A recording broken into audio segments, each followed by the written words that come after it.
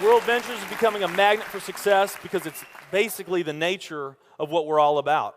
It's hard to believe how much ground we've covered in such a short period of time. You know, in our first year, we did about 15 million in sales.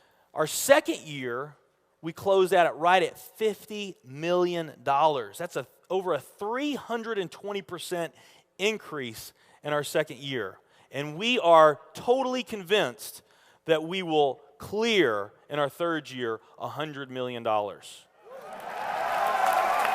I'll tell you what's going to happen much faster than you might imagine is that we're going to become a $1 billion company. And some of you, especially the people newer to our company, you might find that hard to believe, or you think, you know, it's pretty outrageous goal. If you've really taken the time and you've studied companies that have achieved that level of success, what you found is that it's rare that a company that invents a brand new product or introduces into a brand new product segment has that type of success. What's more common, where you see these companies that achieve this mega success, it's companies that enter an industry that's already very, very large, also very competitive. They do something just a little bit different, and they carve out a small little piece of a really big pie, and with that small little piece, they become over $1 billion a year company. A great example of that is Cheesecake Factory. I mean, we all know how competitive and how big the restaurant business is. And Cheesecake Factory, they're not doing something that much different than everybody else. They're doing things just a little bit different. But they are a super success in business today. One of my favorite examples is Starbucks. I mean, how long has the coffee industry been around, and how big is the coffee industry? Okay, I mean, how many companies sell coffee? Starbucks, doing it just a little bit different, they carved out their piece, and now they're a multi-billion-dollar company. And I got a little demonstration that I want to show you that I think is kind of fun. The coffee industry is $100 billion. So $100 billion every year is spent around the world on coffee. Each one of these gumballs represents $1 billion in annual sales. There's 100 gumballs in here. This is the coffee industry.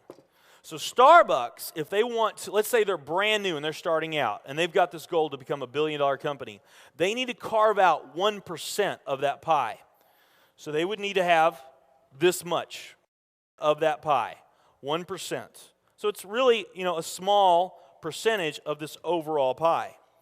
They've been more successful than that. 2, 3, 4, 5, 6, 7, 8. They do about $8 billion in sales. That's a pretty significant portion of the entire worldwide global sales of coffee.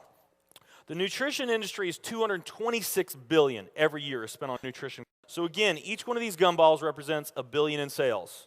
So here's the coffee industry, here's the nutrition industry. And by the way, you may not know this or not, but over half of all the network marketing companies on the planet today, they're nutrition companies.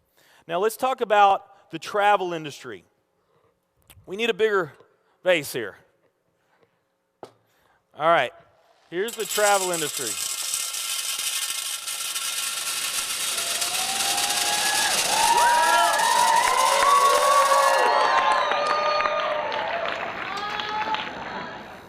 Pretty impressive, right? Well, it doesn't stop there.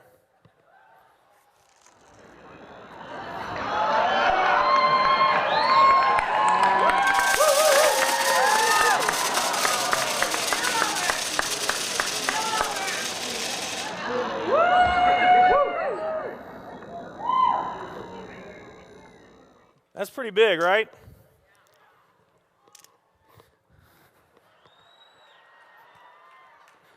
There's more.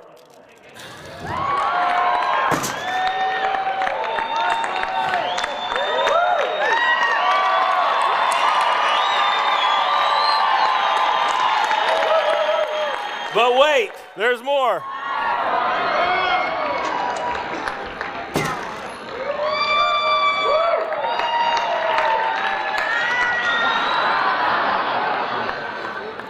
And one more.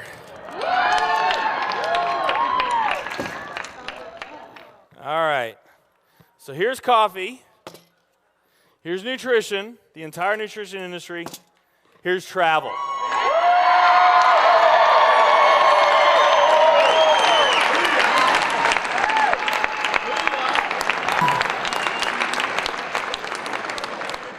Travel industry is $7 trillion every year spent on travel. And they also say that the travel industry is going to grow from $7 trillion to $13 trillion over the next decade. Nutrition and travel.